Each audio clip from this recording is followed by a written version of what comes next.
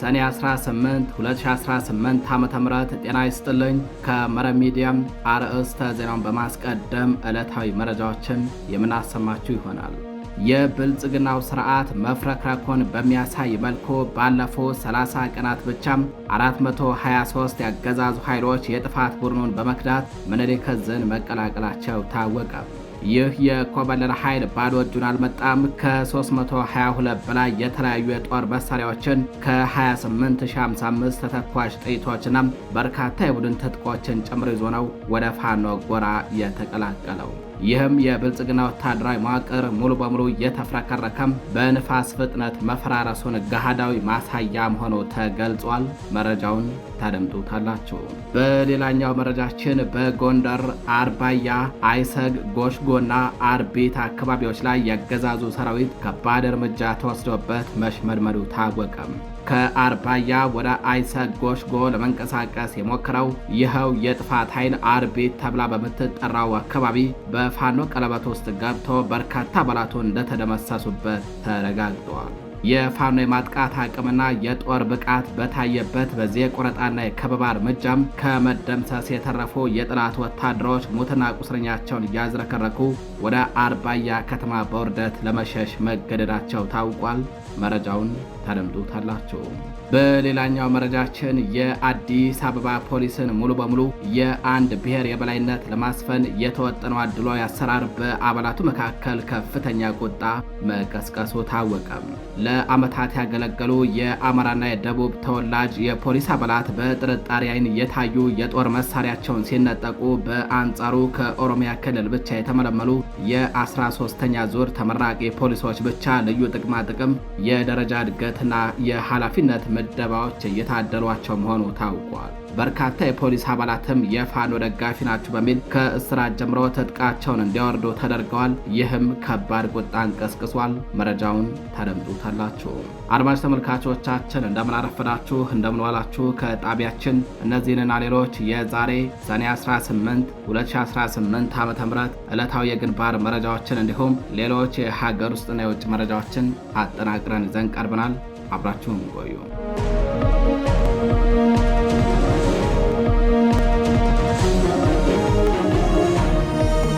ወደ ቀዳሚው መረጃችን እናልፋለን።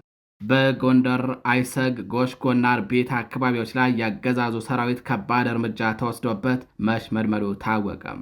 በአማራ ፋኖ ብሔራዊ ንቅናቄ በላይ ዘለቀ ዕዝ የዳግማዊ ቴዎድሮስ ኮር አሃዶች ያገዛዙን ሰራዊት አፍረክርከውና አሽመድምደው አንጸባራቂ ድል ተጎናጽፈዋል። ትናንት ሰኔ 17 2018 ዓ.ም ከአርባያ ከተማ ወደ አይሰግ ጎሽጎ የተንቀሳቀሰው ያገዛዙ ሰራዊት መንገዱ እንዳሰበው አልሆነለትም። ቀድሞ መረጃ የደረሳቸው ተናዳፊ አናብስቶቹ ካሰበ ቦታ ላይ ሳይደርስ አርቢት በተባለ ቦታ ላይ ደፈጣ በመጣል እየተተለተለ በተንቀሳቀሰው የአገዛዙ ሰራዊት ላይ ድንገተኛ ጥቃት በመክፈትና በፍጥነት ወደ ማጥቃት በመግባት አሽመድምደው ደምስሰውታል። የክንደ ነበልባሎቹን ምት መቋቋም ያቃተው የአገዛዙ ሰራዊት እስከመጣበት አርባያ ከተማ ድረስ ሙትና ቁስለኛውን እያዝረከረከ ለመፈርጠት ተገዷል። በዚያ ወደ ውጊያም በርካታ ያገዛዙ ወታደሮች ሲደመሰሱ፣ በርካቶች ቆስለዋል። ልዩ ልዩ የጦር መሳሪያዎችና ወሳኝ ወታደራዊ ስፍራዎችን በፋኖ ቁጥጥር ስር ገብተዋል። በተጋድሎ በአማራ ፋኖ ብሔራዊ ንቅናቄ በላይ ዘለቀ ዕዝ ዳግማዊ ቴዎድሮስ ኮር ጎንደር የበጋሻው ክፍለ ጦር አሃድ የሆነችው የነቢዩ አሳምነው ብርጌድ እና የታዲዮስ ታንቶ ክፍለ ጦር አንድ ሻለቃ አርበኛዎች በቅንጅት ነው የጠላትን ኃይል አሽመድምደው ድል የተቀዳጁትም። ወደ ሌላኛው መረጃችን እናልፋለን። የብልጽግናው ስርዓት መፍረክረኩን በሚያሳይ መልኩ ባለፉት 30 ቀናት ብቻም 423 ያገዛዙ ወታደሮች የጥፋት ቡድኑን በመክዳት ምኒልክ ዕዝን ተቀላቀሉም። በአማራ ፋኖ ብሔራዊ ንቅናቄ ምኒልክ ዕዝ በተደረገው የ30 ቀናት ስኬታማ እንቅስቃሴ የብልጽግናው አገዛዝ የጸጥታ መዋቅር ክፉኛ እንዲፍረከረክ ተደርጓል። ከሰኔ 1 2018 ዓ.ም ጀምሮ ባለፉት ቀናት ውስጥ ብቻም 423 ያገዛዙ ወታደሮች የጥፋት ቡድኑን ከድተው ፋኖን ተቀላቅለዋል። ይህ የኮበለለ ኃይል ከ320 በላይ የተለያዩ የጦር መሳሪያዎችና 28000 በላይ ተተኳሽ ጥይቶችን ይዞ ወደ ምኒልክ ዕዝ ገብቷል። በአማራ ፋኖ ብሔራዊ ንቅናቄ ምኒልክ ዕዝ የኦፕሬሽንና ደህንነት ሪፖርት እንደሚያሳየው በ6 ኮሮችና በልዩ ዘመቻ ውስጥ በተከናወኑ ኦፕሬሽኖች ከፍተኛ ድል ተመዝግበዋል። በዚህ መሰረት 304 የብልጽግና መከላከያ ሰራዊት አባላትን ጨምሮ 423 ወታደሮች ወደ እዙ ገቢ ሆነዋል። 299 ክላሽንኮቭ መሳሪያም፣ 10 ዶጅ ክላሽ፣ 7 ስናይፐር፣ 3 ስናይቶ፣ 1 ብሬን፣ 1 M14 እና 1 የቃታ መሳሪያ በእዙ እጅ ገብቷል። 27577 የክላሽ ጥይት፣ 360 የብሬን ጥይት እንዲሁም 118 የስናይፐር ጥይትን ጨምሮ በድምሩም 28055 ተተኳሾች በእዙ ቁጥጥር ስር ገብተዋል። በተጨማሪም 327 የእጅ ቦምቦች፣ 6 የጭስ ቦምቦች፣ 204 የወገብና የደረት ትጥቆች፣ 3 የመገናኛ ራዲዮኖችና 4 ስናይፐር ካዝናዎች በእዙ ቁጥጥር ስር ውለዋል። በዚህ መካከል በየኮሮቹ ስናየው 102ኛ ኮር 62 አባላትና 62 የጦር መሳሪያ እንዲሁም 6960 የክላሽ ጥይትና 116 ቦምቦችን ተረክበዋል። በተመሳሳይ 303ኛ ሳምነው ኮር 24 የክፍለ ጦርና የሻለቃ አመራሮችን ጨምሮ 56 አባላት 57 የጦር መሳሪያዎችና 4190 የክላሽ ጥይቶችን አስከድቶ ተረክበዋል። 101ኛ ኮር 40 አባላትና 21 የጦር መሳሪያዎችን ሲረከብ 104ኛ ኮር 33 አባላት 33 የጦር መሳሪያና 2900 ጥይቶችን ተረክበዋል።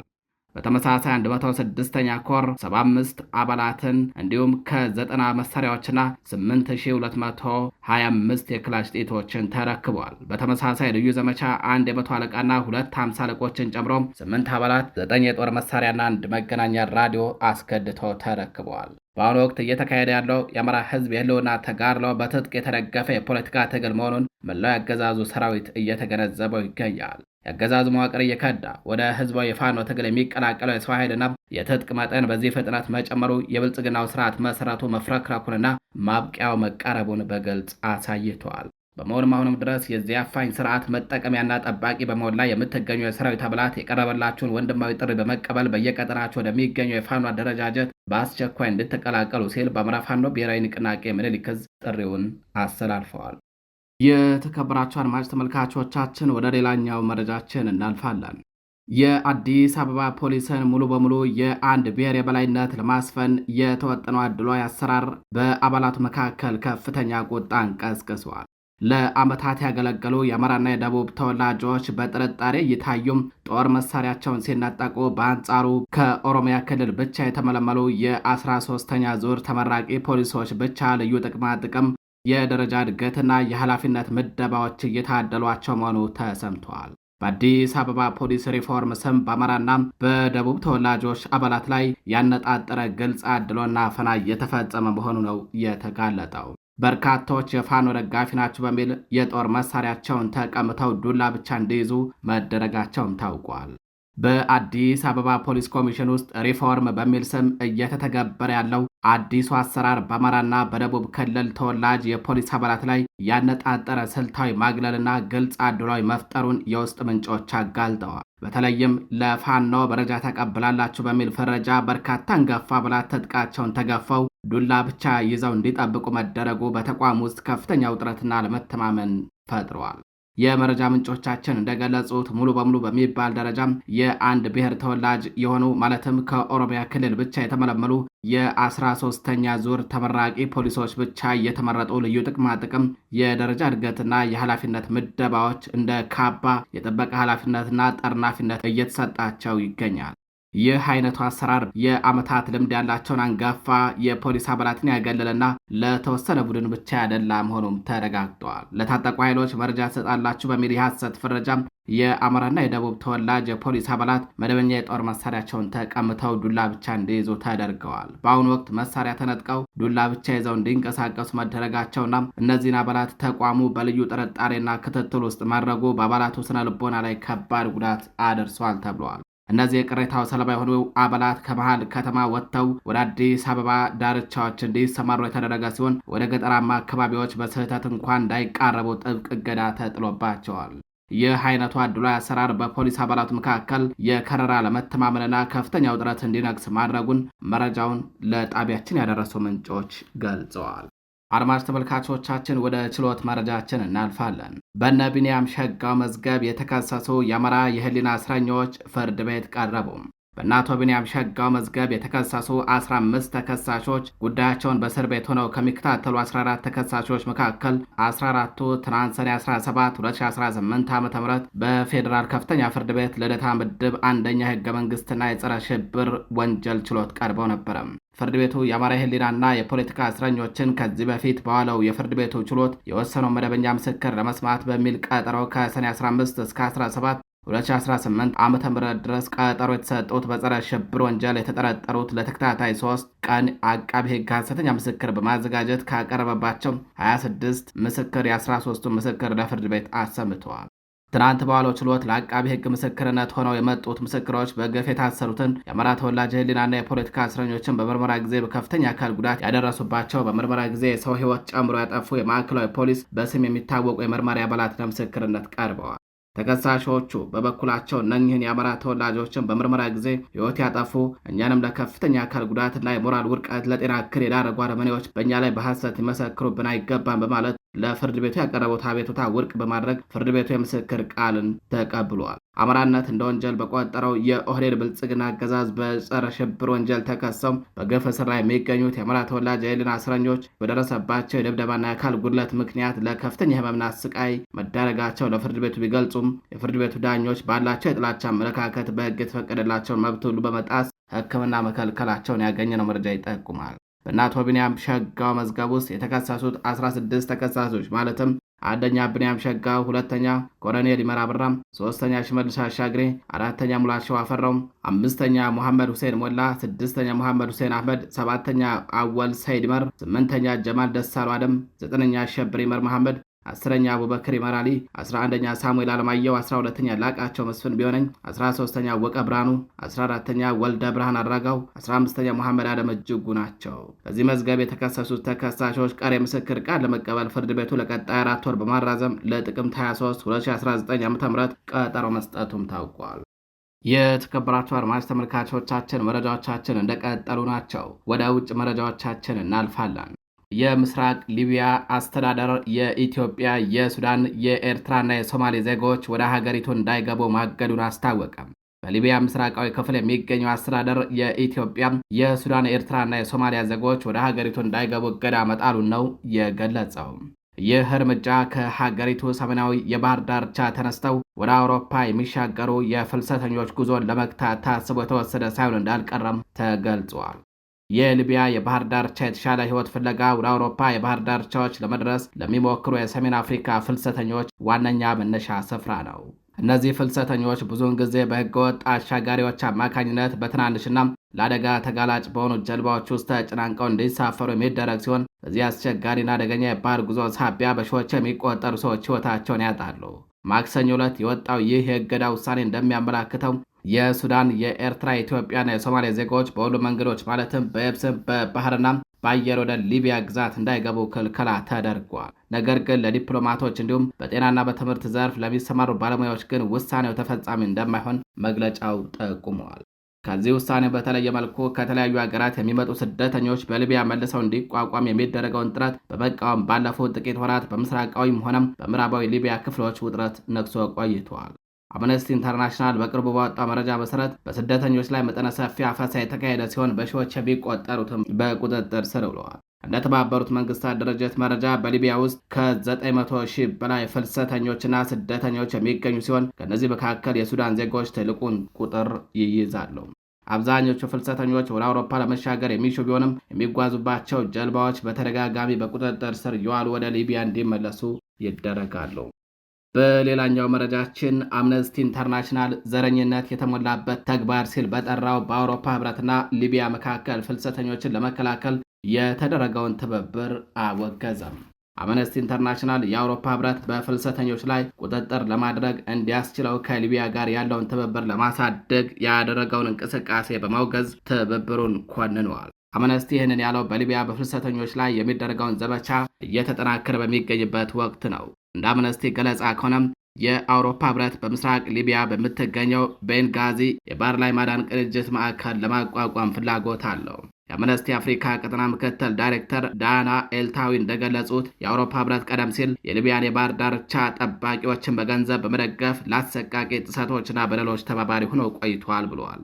አክለውን በትጥቅ ግጭት ወንጀሎችና በሌሎች ጥሰቶች ስማቸው ለሚነሳ የምስራቁ ታጣቂ ቡድኖች ይህንን ትብብር ማሳደግ ለዓለም አቀፍ ሕግ ብቻ ሳይሆን ለሰው ሕይወትና ክብር ያለውን ፍጹም ግዴለሽነትን ያሳየ ነው ብለዋል። ምክትል ዳይሬክተሩ አክለውም የአውሮፓ ህብረትና አባል ሀገራቱ ሰዎችን ለስቃይ የሚዳርጉና እዚያው እንዲታቀቡ የሚያደርጉ የስደት ፖሊሲዎቻቸውን ማገድ አለባቸው ሲሉ ጥሪ አቅርበዋል። ሊቢያ ፍልሰተኞች ወደ አውሮፓ ለመግባት አደገኛውን የሜዲትራኒያን ባህር ጉዞ ለማድረግ የሚያቀኑባት ዋነኛ የሰሜን አፍሪካ መነሻ ከሆኑ አገራት መካከል በቀዳሚነት ትጠቀሳለችም። በሊቢያ የተባበሩት መንግስታት ድርጅት እውቅና ያለው መንግስትና ተቀናቃኙ የምስራቅ ሊቢያ አስተዳደር ፍልሰተኞች ላይ ዘመቻ እያካሄዱ መሆናቸውንና የዘር ጥላቻና የዘረኝነት መግለጫዎች በማስተጋባት ጸረ ፍልሰተኞች ስሜትን እያቀጣጠሉ መሆናቸውን አምነስቲ ገልጿል። መሰረቱን በዩናይትድ ኪንግደም ያደረገው የሰብአዊ መብቶች ተሟጋች ቡድን እንደገለጸው ከሆነ ደግሞ የአውሮፓ ህብረት ተቀናቃኝ ከሆኑ የሊቢያ ባለስልጣናትና ከታጣቂ ቡድኖች ጋር የስደት መከላከያ ትብብሩ ለማሳደግ እየፈለገ ይገኛል ብለዋል። የአውሮፓ ህብረት ፍላጎት የተሰማው ደግሞ እነዚህ አካላት በዘር ላይ የተመሰረተ የጅምላ እስራት፣ ያለ ፍትህ ማሰር እንዲሁም ፍልሰተኞችና ጥገኝነት ጠያቂዎችን በጥላቻ ንግግሮች በመታገዝ በህገወጥ መንገድ ከሀገር የማባረር ዘመቻቸውን እያካሄዱ ባሉበት ወቅት ነው ሲል አምነስቲ አስታውቀዋል። እንደ አውሮፓውያን አቆጣጠር በ2011 የረጅም ዓመታት የሀገሪቱ መሪ የነበሩት ሙአመር ጋዳፊ በኔቶ በተደገፈው አመፅ ከስልጣን ከተወገዱና ከተገደሉ በኋላም ሊቢያ በእርስ በርስ መከፋፈልና ለመረጋጋት የምትታወቅ ሲሆን አገሪቱ በአሁኑ ወቅት በዋና ከተማዋ ትሪፖሊ በሚገኘው መንግስትና በወታደራዊ አዛዡ ከሊፋ ሀፍታር በሚደገፈው የምስራቅ አስተዳደር መካከል ተከፍላ ትገኛለች። ይህ ክፍፍል ህገወጥ የሰዎች ዝውውርና በፍልሰተኞች ላይ የሚፈጸሙ ጥቃቶች እንዲፋፋሙ ምክንያት ሆነዋል የሚሉት ደግሞ የተባበሩት መንግስታት ድርጅትና ዓለም አቀፍ መንግስታዊ ያልሆኑ ድርጅቶች ተጎጂዎች በተለይም ለዘረፋና ለባርነት እንደሚደረጉ ያስረዳሉ። የፍልሰተኞች ጉዳይ በሊቢያውያን መካከል ቁጣን እያስነሳ ሲሆን በዚህ ወር መጀመሪያ ላይ በመቶዎች የሚቆጠሩ ሰዎች በትሪፖሊ በሚገኘው የተባበሩት መንግስታት ድርጅት ፍልሰተኞች ኤጀንሲ ዋና መስሪያ ቤት ፊት ለፊት በመሰባሰብ መደበኛ ያልሆኑ ፍልሰተኞች ሊቢያን ለቀው መውጣት አለባቸው በማለት ተቃውሟቸውን አሳይተዋል ተብሏል። አድማጭ ተመልካቾቻችን መረጃዎቻችን እንደቀጠሉ ናቸው። ወደ ሌላኛው መረጃችን እናልፋለን። ዩናይትድ ስቴትስ በኮንጎ ለተቀሰቀሰው የኢቦላ ወረርሽኝ የሕክምና መድኃኒት ማቅረቧ ታወቀ። አሜሪካ በኮንጎ ዲሞክራቲክ ሪፐብሊክ እየተስፋፋ ያለውን የኢቦላ ወረርሽኝ ለመከላከል ለሚደረገው ክሊኒካዊ ሙከራ የሚሆን ማፕ ባዮፋርማሲውቲካል ከተባለ ተቋም የተገኘ በሙከራ ደረጃ ላይ ያለ አንቲቦዲ መድኃኒት ማቅረቧን የአገሪቱ ጤና መስሪያ ቤት ቃል አቀባይ አስታውቋል። ይህ እርምጃ ዋሽንግተን ቀደም ሲል መድኃኒቱን ለገዛ ዜጎቿ ብቻ ለማቅረብ የነበራትን አቋም የቀየረ መሆኑን ገልጿል። የአሜሪካ ዓለም አቀፍ የልማት ተራድኦ ድርጅት መዋቅር በማፍረስና ለቀጠናው የሚሰጠውን እርዳታ በከፍተኛ ሁኔታ በመቀነስ የምትወቀሰው ዩናይትድ ስቴትስ አሁን ላይ ጠንካራ ምላሽ ካልተሰጠው በስተቀር እስካሁን ከታዩ የኢቦላ ወረርሽኞች ሁሉ የከፋ ሊሆን እንደሚችል የአሜሪካ የበሽታ መቆጣጠር ማዕከል ላስጠነቀቀው ወረርሽኝ መጠነኛ ድጋፍ እያደረገች ትገኛለች ተብሏል።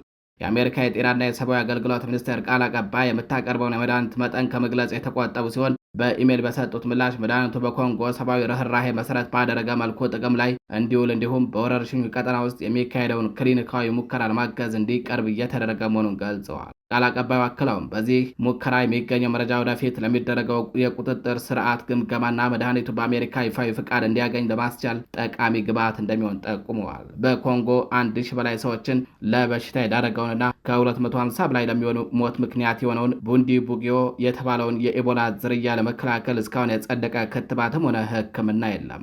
ጥቂት የማይባሉ የሰዎች መያዝና የሞት አጋጣሚዎች በጎረቤት ኡጋንዳ መመዝገባቸው ተነግረዋል። ለሙከራ የታሰቡት የማፕ ኩባንያ መድኃኒቶችና ሌሎች የሕክምና ቁሳቁሶች በአሁኑ ወቅት እየተጓጓዙ መሆኑን የዓለም የጤና ድርጅት ለሮይተርስ ገልጿል። ድርጅቱ በጤና ተቋማት ውስጥ ለሚደረገው የሙከራ ምዝገባ ዝግጅት ከአጋር የጤና አካላት ጋር እየሰራ መሆኑን ቃል አቀባዩ አክለው ገልጸዋል። የተከበራችሁ አድማጭ ተመልካቾቻችን ለዛሬ ሰኔ 18 2018 ዓ.ም ይዘናቸው የነበሩት ዕለታዊ መረጃዎቻችን እነዚህን ይመስላሉ። በሌሎች አዳዲስ መረጃዎች እስከምንገናኝ ከቀሪ ጣቢያችን ዝግጅቶች ጋር ቸር ቆዩ።